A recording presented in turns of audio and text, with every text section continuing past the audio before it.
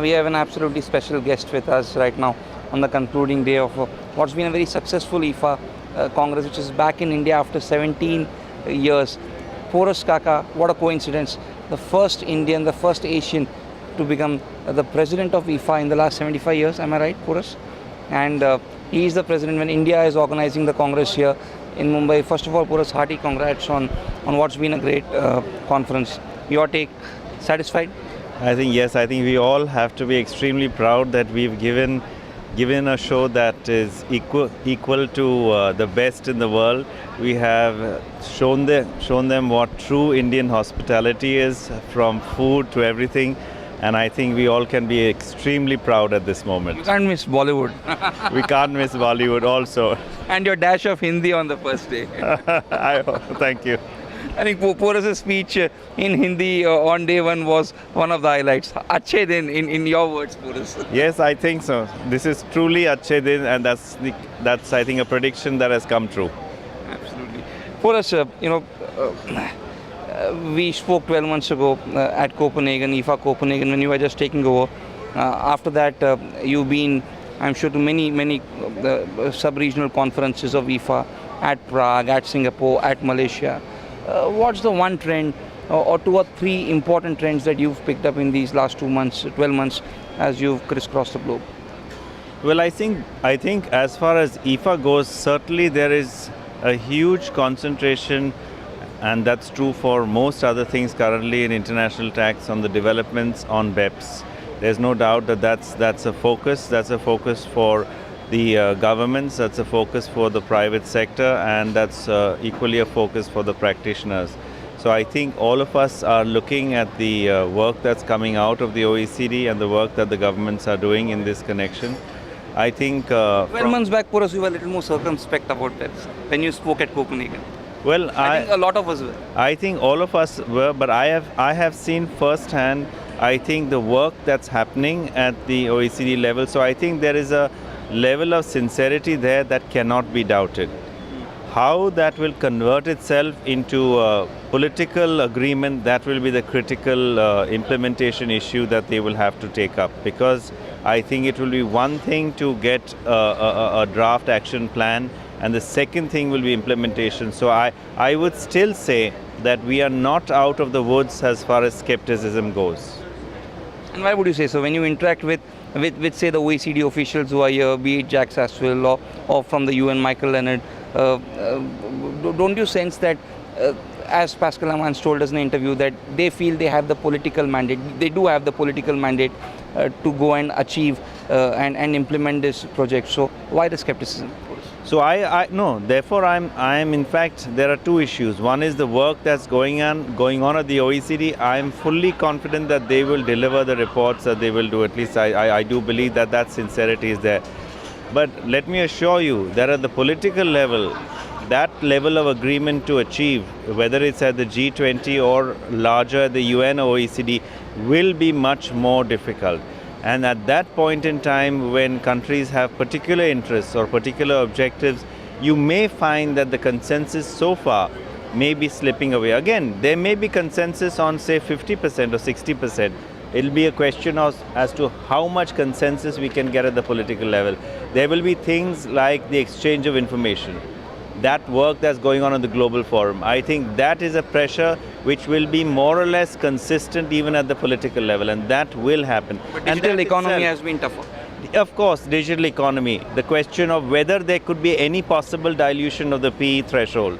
These issues will certainly test the political waters and test that will be a critical issue. But exchange of information, and I believe exchange of information by itself could be a game changer. I mean, there's no doubt that itself will be a game changer for all persons who practice, and for all taxpayers also. And that's a good thing. I have nothing against it. Porus, I think, at quite a few conferences I've heard you over the last 12 months, and you said that double non-taxation is, maybe the era of double non-taxation is over. You even talked about tax morality last year, and that's a term that's been quite popular thereafter. How have these two concepts developed over the last 12 months? You think increasingly as countries are frowning upon double non-taxation, you see a changing mindset of the corporate boardrooms, of the tax professionals, and therefore a little more acceptability of tax morality? Well, I wouldn't, again, tax morality is a word that, yes, it was connoted, but I think that's the pressure that we have. As far as your question, your earlier question on double non-taxation, I think there are specific issues that are now parts of the action plan, which will be a part of the preamble of the Model Convention, which will specifically prohibit double non-taxation. So I think that's a given. It's going to be a part of the model tax treaty, and therefore, when you interpret it, there will be a consequence even on everyone else as you interpret that. But it still has to mix with domestic law and domestic policy, because double non-taxation sometimes is a conscious decision. The question will be when a court is faced with a conscious decision. Take, for example, Mauritius. Our choice of double non-taxation, frankly, in my opinion, has nothing to do with the tax treaty. It has to do with Circular 789. So that's a political decision which has to be made. It's a conscious decision of double non-taxation. Do we live with it? Do we say that now we withdraw it? Again, that's a political decision to be made. But subtle or undisguised double non-taxation, there'll be a specific preamble which it should be interpreted against. On the tax morality, Porus, 12 months back, people even at the Copenhagen Congress, people were extremely skeptical of the term tax morality, that Westminster still rules the roost, and tax planning within the four corners of law is fine. Post Starbucks and Apple and Google and so on and so forth. You think the balance is shifting a bit, or not yet? Well, no. I think there is no doubt that corporates, tax practitioners, and those who are advisors have to see a changed landscape. There is no doubt. If you believe, I think the Westminster principle is fine. It's still valid. But I think there has to be a change, because today certainly the venues that you're going to be judged is going to be far outside the courts, and therefore all persons have to look at the changed landscape when they either practice it or when they sit in the boardrooms or whether they act. So I don't think the situations where you have complete non-taxability or places where you have artificial structures, I think either as a corporate or as an advisor, you ought to be extremely careful in carrying out anything which is I would say beyond the pale, beyond the four corners of what is accepted. What is accepted itself is changing, and therefore we will also have to change with it. Porus, my last question on BEPS is one action plan among the 15 that you think will make the most impact, will be the biggest game changer of the 50? One, if I had to ask you to pick one. Well, there could be. I would be. I think country by country reporting is going to be a huge issue, and I think, as I said, I do believe information is the key, and as revenue departments across the world get more and more information, they will be more and more in a position to make their case more strong and more forcefully in the forums that they need to defend their positions. I think a couple of recent contemporary issues, including India's position. One has been arbitration. The Indian Minister of State for Finance, Ms. Nirmala Sitharaman, in an intervention at the G20 meeting recently in Australia, has said that arbitration impinges on India's sovereignty. So even the Indian Revenue Secretary in his opening address very categorically said or asked the Congress to ponder whether bilateral treaties could be invoked in case of tax litigation. Where are we heading there? I think, are we getting into some sort of a minefield where India could stick its neck out and say, no, we do not agree here, we are not going to go down the arbitration route? And where does IFA stand? Or Porus, what's your personal opinion? Is India being quite tight and quite inflexible in going the arbitration route, or do you think India's reservations are valid? No, I don't agree with the reservations. First of all, let me deal with your sovereignty issue. You must remember that in indirect taxes, all countries, including India, have given away their sovereignty to the WTO as far as rates, levies, custom duties go. So I don't see what is this great holy cow that we want to preserve as far as direct taxes go, or the implementation of direct taxes go. So I don't agree. I do believe with utmost respect that this is a bogey, this issue of sovereignty. And ultimately you must remember that I believe that arbitration will be good. I can see the hesitation that comes from India only because its position is different in the interpretation of the commentary, in the interpretation of the current existing rules, and perhaps there's a fear that if it accepts arbitration, there may be a risk on some of its positions. So I can see where the fear is, but I don't think the fear. Today, if you want, you must remember, and you answered the first question that you asked me today with your last question, which is, how will BEPS move? Dispute resolution is one of the key items of BEPS. So when you accommodate or you accommodate some of concerns of the developing world, the developed world equally has its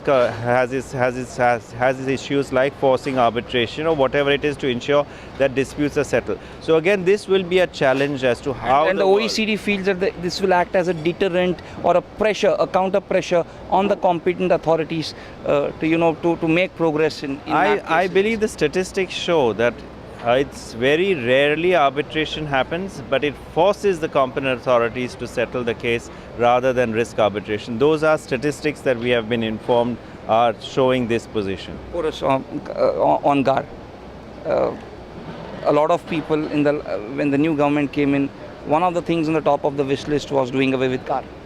Or deferring it at least for the time being. It's scheduled to come into force in 6 months.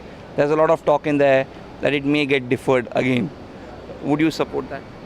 That's really a policy decision. All I can say is, as and when they bring it, they should ensure that the panel or the persons who are deciding it also have some kind of independent outsiders to give the comfort level that whatever provisions that come in, it will not result in arbitrariness. So either you wish to defer it, you don't wish to defer it.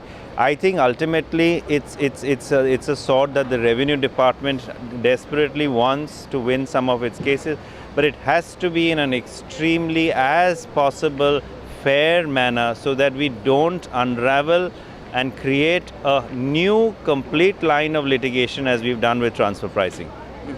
On the share valuation judgment of the Bombay High Court, Porus, happy?